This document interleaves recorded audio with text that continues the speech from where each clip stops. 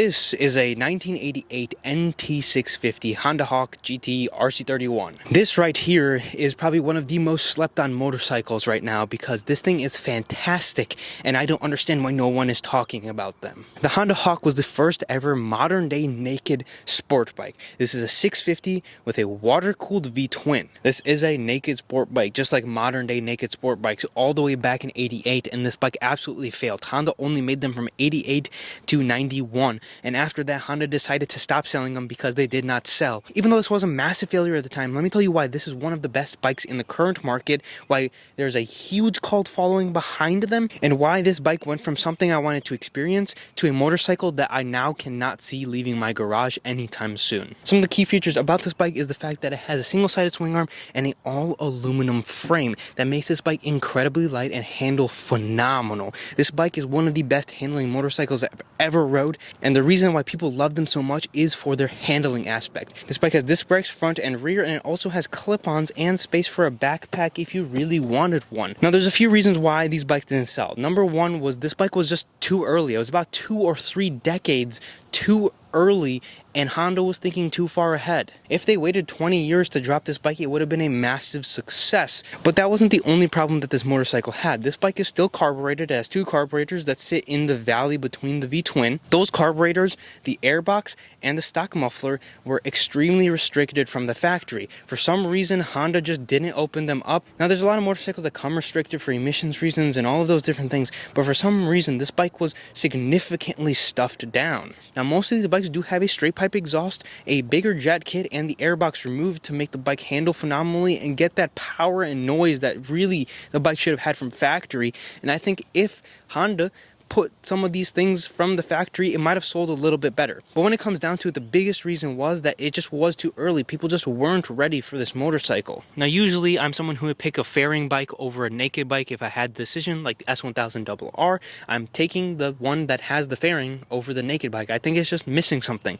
But this bike didn't have a fairing. It didn't come with one from the factory. It was meant to be like this. A lot of people have gone ahead and done fairing kits to them, and one of my buddies actually picked up a bike that has a fairing on it, and it looks awesome. Plus, he has the option to take it off if he feels like it. Now, this isn't one of the best motorcycles in the world, but what really put me, my friend, my brother onto these bikes is how good it is to ride. My friend rode this bike, and he went out and we started searching immediately for a bike himself. When I bought this motorcycle, I just wasn't ready for it to be this good. I thought maybe I'll keep it around for a few years, enjoy it, maybe sell it. But then when I rode it, the first ride, I immediately was like, dude, this is one of the best motorcycles I've ever been on. It is just so much fun. It's not the fastest thing in the world. It's very easy to ride, and it's very beginner friendly even.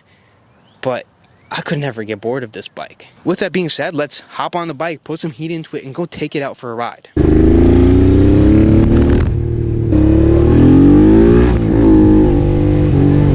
Introduced in '88, there is a lot of motorcycles that followed this setup that Honda had at the time. One of the most popular motorcycles that I think took major influence from the Honda Nt650 almost immediately was the Ducati Monster. The Ducati Monster and this bike, to me, are extremely similar. Ducati used the same formula with the Monster. Aluminum frame, V-twin, naked, street bike. The Honda Nt650 reminds me of that bike in many ways. This is a V-twin 650, water-cooled, that makes 54 horsepower from the factory. As we were saying before, these bikes were extremely restricted down from the factory. One of the major things was that Honda used a very restrictive airbox, exhaust, and carburetors. Most people throw away the exhaust and the airboxes right away and put a bigger jet kit on the bikes. This bike has a bigger jet kit and aftermarket intake and exhaust. And it has a very spicy acceleration range. The big thing when I rode what I believe to be a semi-stock bike was the low end and mid-range. When you ride and you're just looking to have some fun, a big thing is the mid-range on a bike. If it's lacking in mid-range, it's not going to be as fun as it could be. Just right there, the sweet spot between 3,000 and 5,000 RPM. It feels so good. And the other bike that I rode was lacking a little bit there, and also in the low RPM, all the way until about 4,500 RPM. Now it's a 5-speed.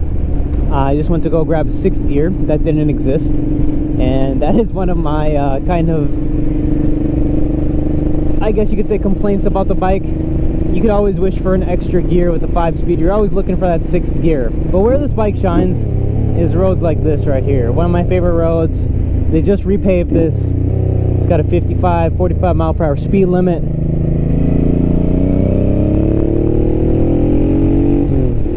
It's a nice wide open road.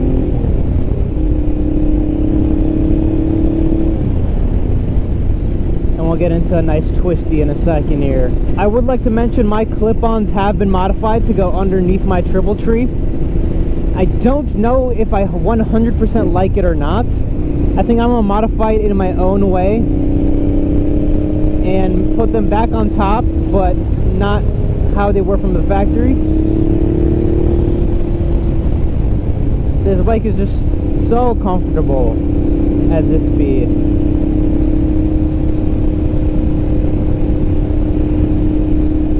I also am running on reserve tank now, so I need to find a gas station ASAP.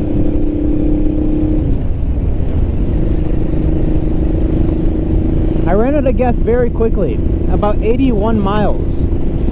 I'm not sure what the fuel economy is, but we're about to test it, I suppose. I think this tank has to be pretty small. When I first got on the bike, I rode it home. This bike was located pretty locally to me, and I saw it, had to check it out because I knew these bikes are pretty rare, knew a little bit about them, did a ton of reading about it when I saw it for sale, and I contacted them.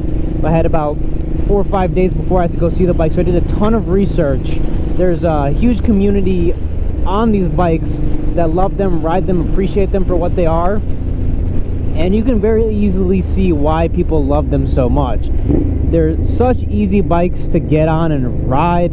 They handle phenomenal. They're affordable, which is a big thing because I don't think that there's too many bikes anymore that unfortunately are too affordable. A lot of bikes like this cost over $5,000, while these bikes are still in the $3,500 to $4,000 for nice examples.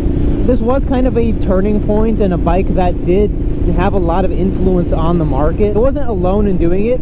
Obviously it failed and there was other bikes to pave the path, but it was one of the earliest bikes to do it. When it comes to the modern day naked sport bike, the Honda Nt650 was one of the very first. But when you got Honda reliability, a 650 that makes just shy of, I would say, 65 horsepower when tuned properly, responsive, sounds good, it's water cooled even, 5-speed gearbox, semi-modern.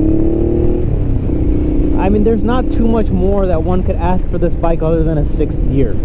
I'm always going to ask for the 6th gear in every 5-speed bike. That's just a given, and I think you guys understand that. But it's just a enthusiast experience all around. No complicated technologies, no ABSs, that kind of stuff.